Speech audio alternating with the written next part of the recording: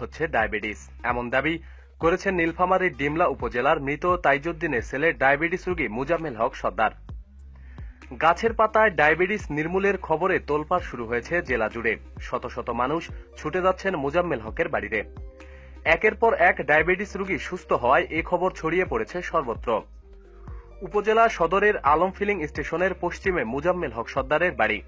কোন ডায়াবেটিস রোগী তার কাছে গেলে তিনি জাদুকরি এই পাতা এনে দিচ্ছেন, তবে কাউকে গাছ চেনাচ্ছেন না। মুজাম্মেল হক সর্দার বলেন, দীর্ঘদিন থেকে আমি ডায়াবেটিস রোগে আক্রান্ত থাকায় কোনো চিকিৎসায় কাজ হচ্ছিল না।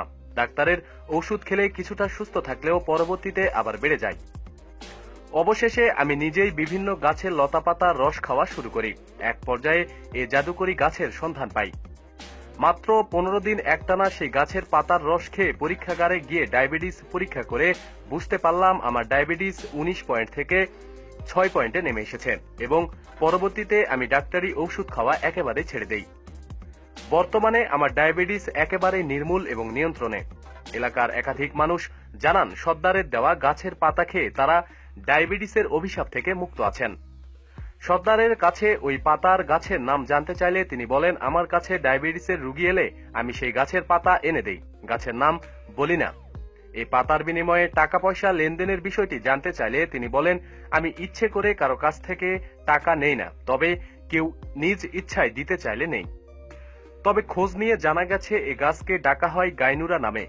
বৈজ্ঞানিক নাম গাইনুরা প্রোকামমেক্স। এটা চীন এবং সুইজারল্যান্ডে স্থানীয়ভাবে ডান্ডালিয়ন নামেও বেশ পরিচিত।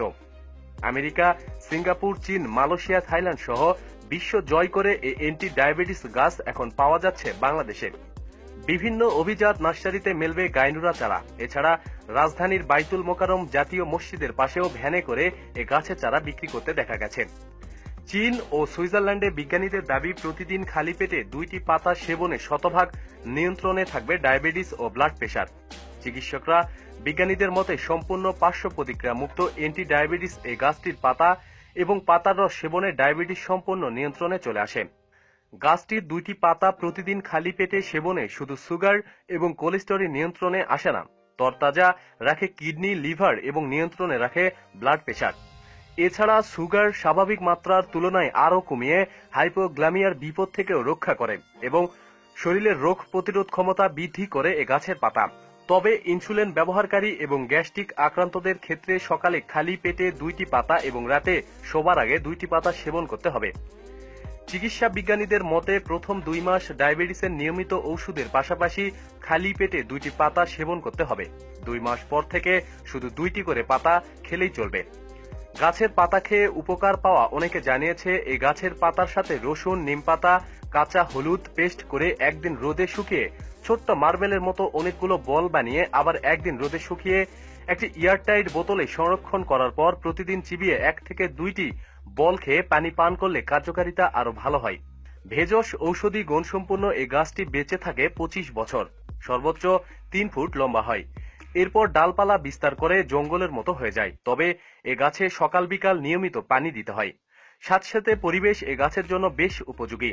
সর্বনিম্ন 10 ইঞ্চি টবে গোবরের সার ও মাটি মিশিয়ে চারা রোপণ করতে হবে। বছরে অন্তত 2 বার মিশ্র সার ব্যবহার করতে হবে। তবে সরাসরি মাটিতে এটা বেশ ভালো হয়। প্রতিদিন সব খবরাখবরের জন্য সাথেই থাকুন এবং সাবস্ক্রাইব করুন। ধন্যবাদ।